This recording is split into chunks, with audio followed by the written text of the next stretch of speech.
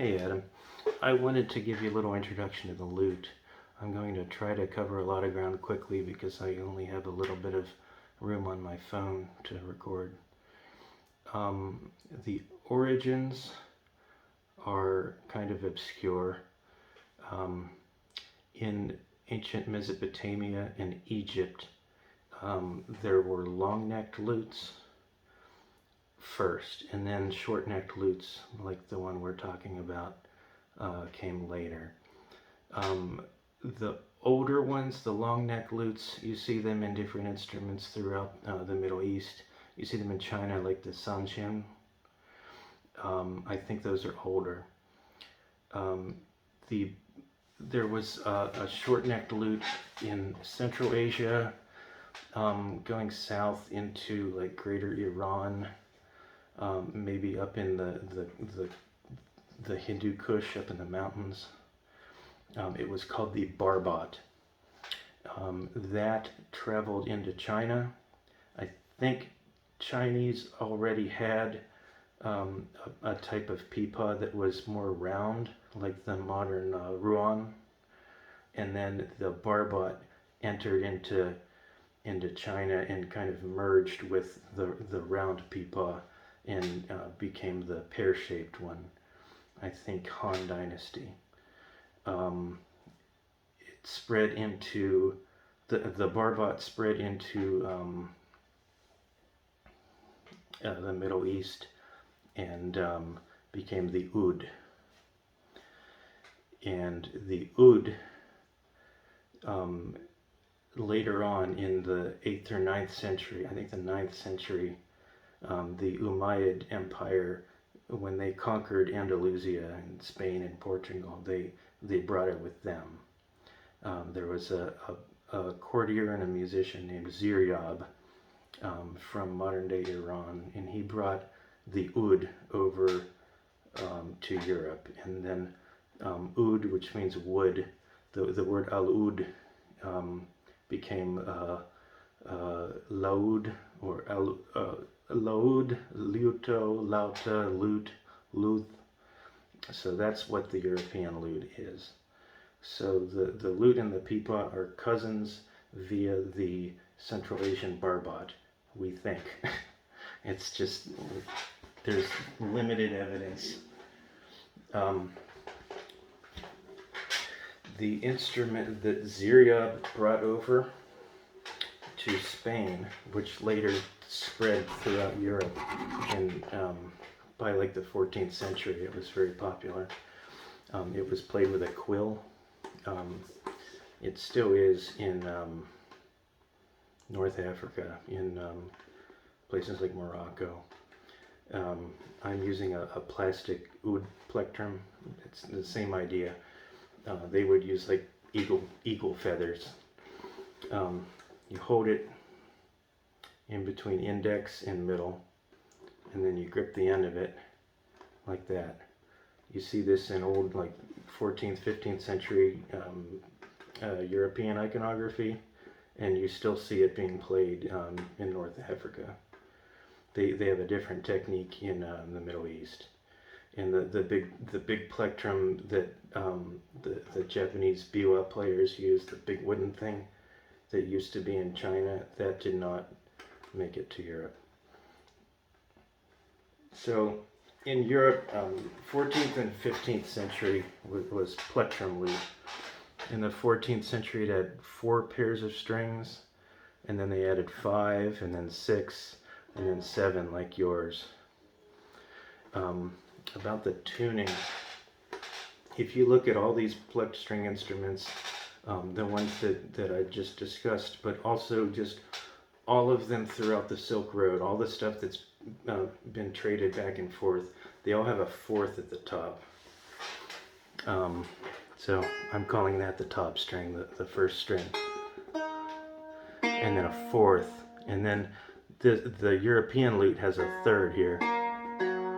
That seems to be particular to Europe.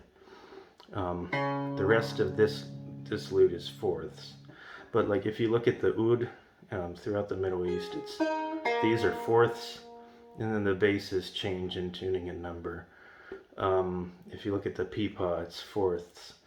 So that's kind of like the common language. The old playing style was horizontal, just like the old peepaw playing style that's still in the southern part of China. The rest of China that plays vertically, that's a more recent change. In Japan, they still play it horizontally. In the Middle East, they play it horizontally. In Europe, they played it horizontally. And with the quill, it was this kind of motion. Strong, weak. Sorry. It's hard to play holding it up like this. The lute just played monophonic lines that were very florid. It would often be paired with a harp that would play fuller harmonies. But going into the 16th century, Europeans wanted to be able to play polyphony on one lute. So they put this down. They kept the playing position that's horizontal, and they kept the basic motion where it's this bounce of the lower arm. But they used thumb and index, and they alternated. The thumb, down with thumb, and then up with index. So strong, weak. Again, it's hard to play like this, but let me move this so I can play properly and show you. This is a small lute for me. I'm a big person.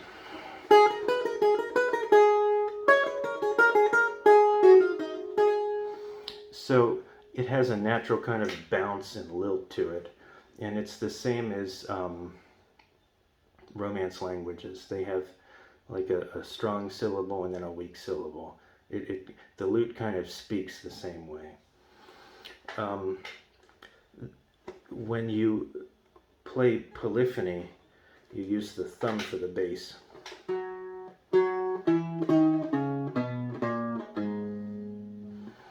And you keep the thumb inside the hand.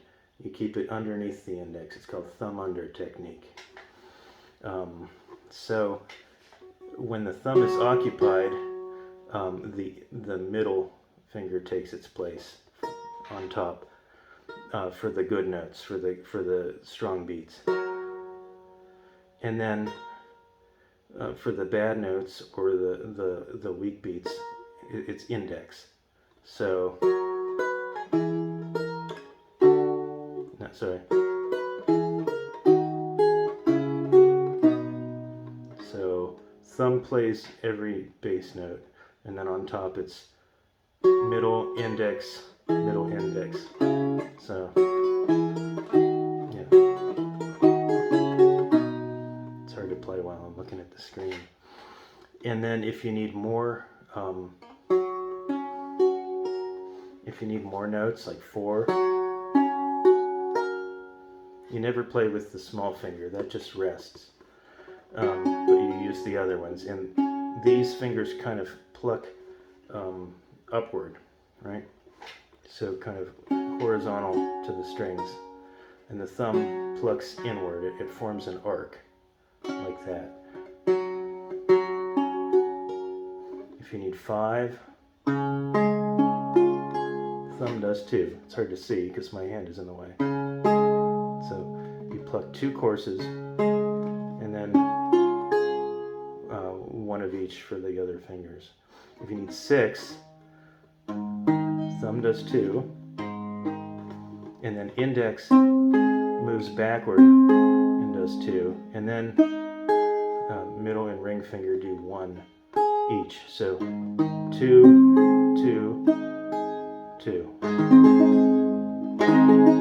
We don't know how people arpeggiated, or if they arpeggiated, or how much they arpeggiated. It's just guesswork. But that's a practical way to do it, and the 16th century treatises describe that as the basic way to play a 6-note chord. By the 17th century, instruments got bigger and they took on more strings. The 7th course was a 4th below with a low D. But then after, what they realized is that got too tangly and they didn't have enough fingers, and your fingers are always holding down a bass note, and then the rest of them are tied up and they can't move very well. So they figured out a better way to do it. With the 8-course flute going into the 9 and 10, going to the end of the century, they just tuned them to a scale. So like this is 6, that's a low G. Then they would have F, E, D, C. You could make it an E flat if you needed, like depending on what hexachord or what key you're playing in. But the advantage there, since it's stepwise, you don't have to fret it. Like you can just play a low C note and then get the rest of the chord with the rest of your fingers. And then you can just move up to a D without fretting anything. So that, what that did is that freed up the left hand. And then going into the Baroque, it got even further, like 11th chorus, 12, 13, the big theorbos are really long. Like it's just an exaggeration of the same idea.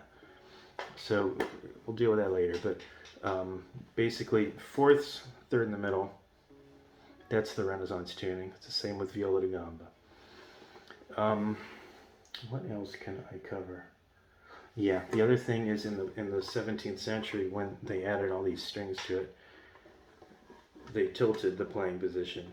Not like Chinese pipa, but like 45 degree angle, and then the thumb stuck out, and that's called thumb out technique. John Dalland switched from thumb in to thumb out in the middle of his career, and by the end of the 16th century, thumb out was pretty much the standard. And then middle index, like that.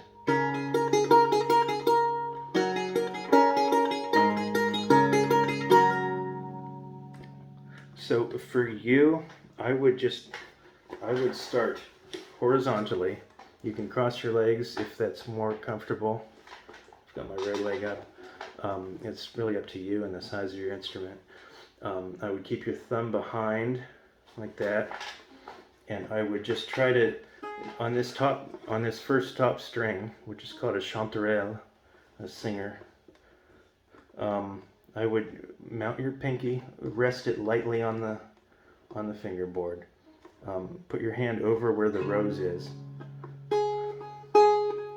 And with your thumb, just kind of let the weight of your lower arm fall through it. I'm going to turn my lute so you can see it. Yeah. There. I wish we were in the same room. It'd be easier. And then with the index, brush it back on the way up. And that brush back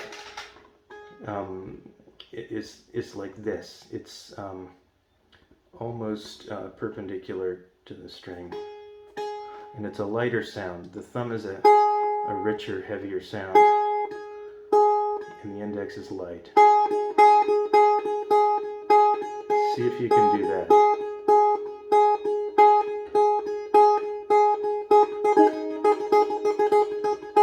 You don't have to do it fast. Then try switching strings. So first course, second course.